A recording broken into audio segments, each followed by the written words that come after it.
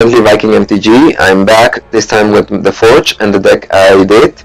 Now, the thing is here, I don't feel my deck is very strong, so let's check out what happens. Now, I have some early things, some late things, a few flyers, a few combat tricks, if you remember from the previous video. So, let's see how this plays out. Now, I will play against computer opponents. That's something I told you about the last video. And usually they're not that hard to work around. The goal here is to get to the last enemy. Let's see if I can manage it and pull off some boosters. Now, here the idea is then to get some early defense, get some airborne attackers as quickly as possible, and eliminate as many attackers, especially flying attackers, if possible. So let's see. There's not much action in this hand, and I depend on a 4th mana to play my first creature. I'm going to redraw that one. Oh my god, it's too much mana, but at least I have 1 defense. Well, mana. I always have to remember that this is called sigils and power, but you know, when you play Magic the Gathering, you just get used to these terminologies, and you have to rethink the things a little bit to adapt to the game. So I have my first flyer out. I have 5 sigils, so I will have 5 power at the end. This is good, and I get to draw a card still to see if I can counteract anything that he might play, because now he will be beating on me. Yep, he will be beating on me for the next just 1 turn, luckily. So, let's draw the card. And since he will be beating on me, I will just attack. Take it. And here it goes. That's bad. That's a bad start, honestly. I could leave up my power to counteract his 3/4 attacker, but I think I will take that one. Yeah. This is going to hurt. Yeah, sometimes it does not run that well, and as I told you, I don't feel like the deck is the strongest I've ever had. Which one should I remove first?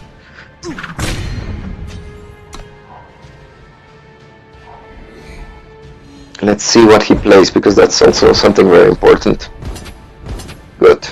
So I will remove first this one, because it will be hard to block later.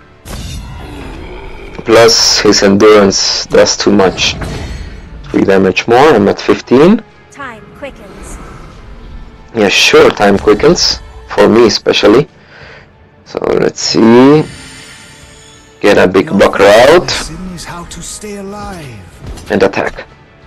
Now this time I'm going to attack with 2, because I think I have the upper hand right now in the attacks. And in the blocks, which is the most important thing. We will get some life. The first computer opponent usually doesn't have the big spells. Sometimes just wants to linger on until you beat him down. But taking the chance, I'm going to give this a student. So my next unit will get +3/+3. I won't be able to... Oh my god, I hate that. So now he will remove one of my creatures very easily. Ouch. Done. Lucky for me, an unexpected find. I have a big one coming up, and I already have someone to beat down on him. Even though he played his flyer. Yes! I have a huge flyer right now. This is one of the nice things of this owl. Now I can let him sit back and block that one bird while the others attack. He's stunning right now. Typical. That, my dear friend, was a big mistake. Because now I will be able to generate another student. Not Put some defense in. I like limited very much because you have to work with what you get and decide what do you think is the best strategy for your deck. I mean, the general rule, especially when you play Forge, is to just get as many flyers as you can, and not the biggest ones maybe, but the most consistent ones. I hate when they play this unit. I think this is a loss of turn usually. There are some strategies where you can use them, where you can give them some power and use them as attackers, but yeah, I don't think so. I think that's a pretty bad one unless you build your deck around getting them online as quickly as possible. Oh no! Okay, that was it. My flyer is gone. So I will be beating down slowly. This is one of the things of limited. You will have to be beating down on your enemy little by little sometimes. Let me see, how is the damage going? Okay. Just attack. But I'm going to use the 6/6. Nope, I cannot use it because he has the wall. Don't care very much about that. But I'm going to attack anyways with 2 creatures.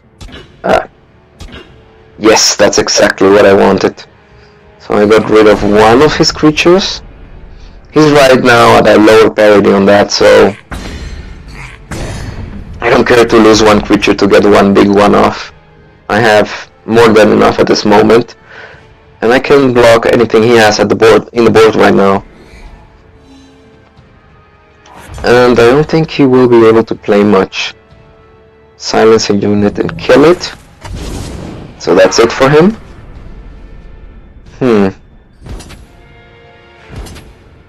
Now that I have my 2 flyers open, I will try to remove some creatures. Yes. The big one. Gone. And with this, he's at range of that. Oh wait, I have an ability. Play a snowball. Yes! I should have played that one before because I had 2 jetties. But okay, whatever. This is not a value-driven thing. So he has no blockers. State your purpose. I get a big one again. I will just attack fully into him.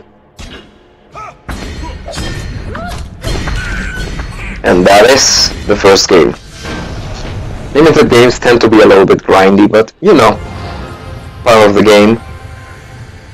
So yes, it was not a bad first showing. Now let's remember that this deck I played against is not the best one. They will get better and better as we advance on the next games. But for now, I will have my first reward. It starts off already with a common card and 40 coins at least. Here's the chest. You know? And well, let's see if I can advance. I will get uncommon and 200 coins here. Obviously unavailable at the moment. And the next one I will get my first booster, which is the usual goal I'm shooting for. Once you get to the booster, you will have paid off the 2,500 coins. Because, well, you get technically two boosters and extra cards, plus 200 coins. This would be, in total value, about 2,500 coins. And a little bit more, maybe. So this will leave you at a parity. Obviously, you won't have enough coins to play again. You will never get enough coins to play again. But at least you will start getting your collection of cards in to begin with. Well, that was the first game. Let's see what happens in the second game later on. So this was your friendly Viking MTG.